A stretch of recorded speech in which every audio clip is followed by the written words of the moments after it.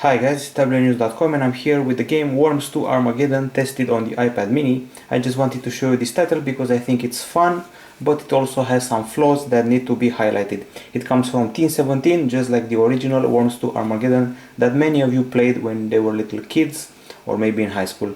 The game costs $5, you can find it on the App Store right now, and it involves the usual combat between armies of worms, and I'll show you a quick game so you can figure out what I'm talking about.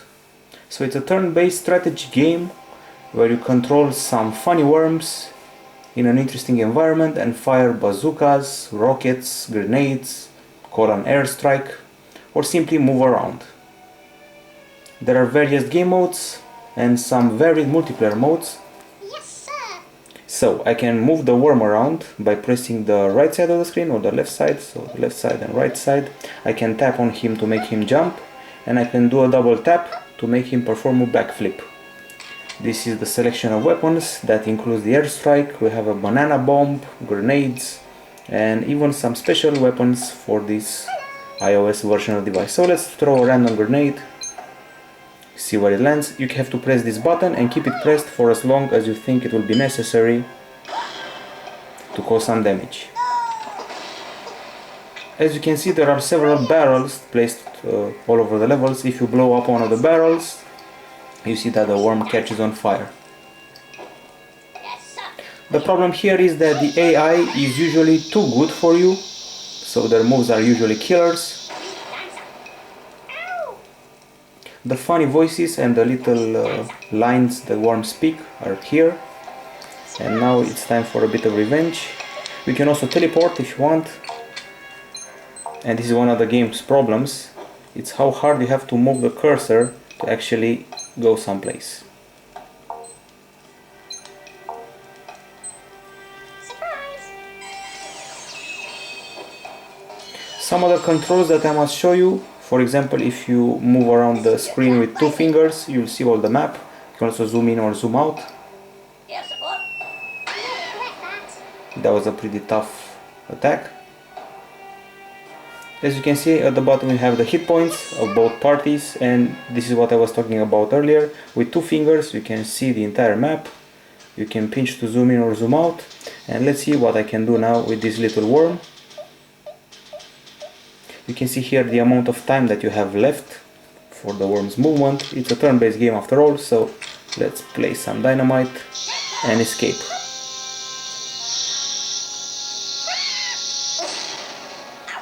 Sadly, when you place something like the dynamite, you can risk getting hit as well if you're in the range of the explosion. The cool thing about multiplayer is that you can do some local Bluetooth multiplayer with other players in the area, or you can play by turns online using the game center. So you contact a player, you take your move, and then in a couple of hours, minutes or seconds, the other guy sends you his move, and so on. And now let's see what I can do with this worm. I will teleport once again, since there is absolutely no chance of making it in here. So let's teleport here. I have to say that once again the game is pretty hard. The AI is either too good or simply not good at all. Sometimes they fire at themselves, they fall in the water, or sometimes they hit you from a huge range. That was the super ship, if I'm not mistaken, taking its toll on my team. By the way, you can create your own team with your own name and some customizations. And just like in the old worms, you'll get crates with power-ups and even health upgrades. So let's try a bunker buster. Once again, very hard to move the cursor, annoying sometimes. But once you get to the proper spot, it's murder.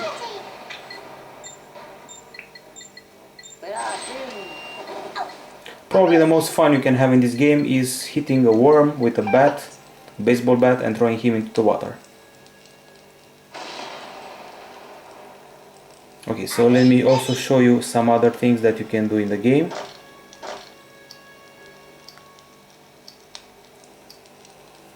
Let's wait for the turn. As you can see, the enemy also teleports, not just me. special delivery. Okay, so let's see what we can do. Surprise. Okay, so I can exit the game, go back to the main menu, and this is the turn-based play option.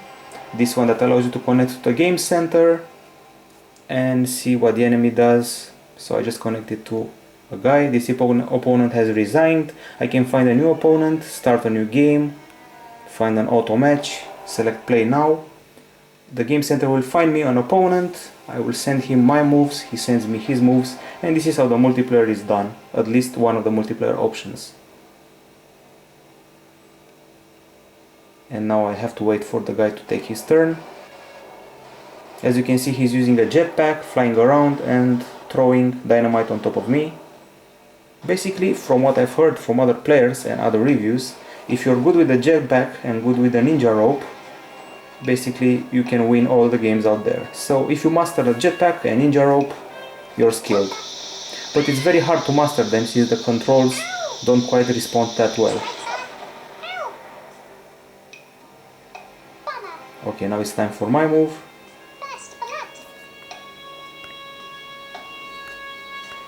Let's see what I can do to hurt this worm. Good old dynamite should cut it. And I'm going to jump and try to avoid the explosion. And he flew into the water.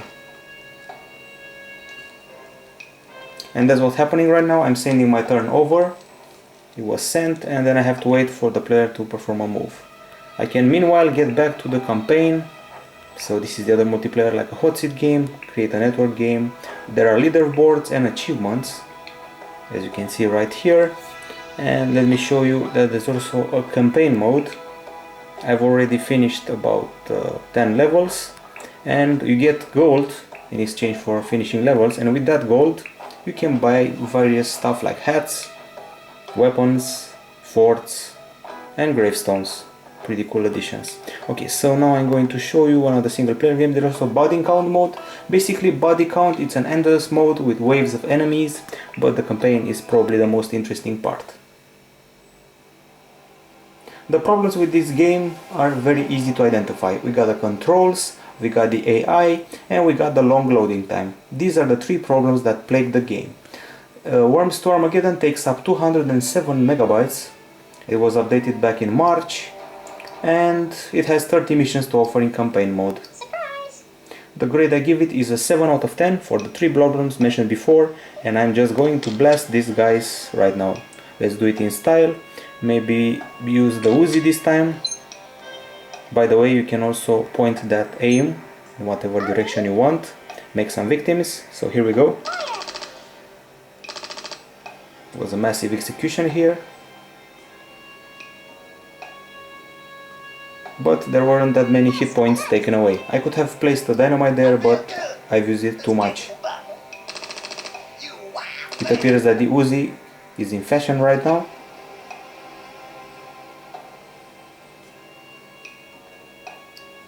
Okay, my turn. So let's see what we can do here. Maybe try with a Molotov cocktail. That's got to burn, and I guess that I took away from him about 30 hit points. Only 18, sadly. It's the enemy's turn. As you can see, that's some health that just dropped in front of me. So if I pick that up, I'll get an extra 25 points of health. Yes, Bob. That's probably the most annoying part of the game. The enemy always gets the target right with the bazooka. Unbelievable. He's out of here. And he just killed my worm with a single shot. Okay guys, this is Worms 2 Armageddon played on the iPad mini. We give it a 7 out of 10 for problems with the control, the AI difficulty and the lag between mission loading and the enemy's moves. One last shot to kill a worm. Let's see how we can do this time. He landed on top of a mine and he'll blow up. By the way, if they fall into the water, they die. Keep that in mind. This is it from Tablet-News.com. Hope you liked the review. Worms 2 Armageddon played on the iPad mini. That's it. Bye bye.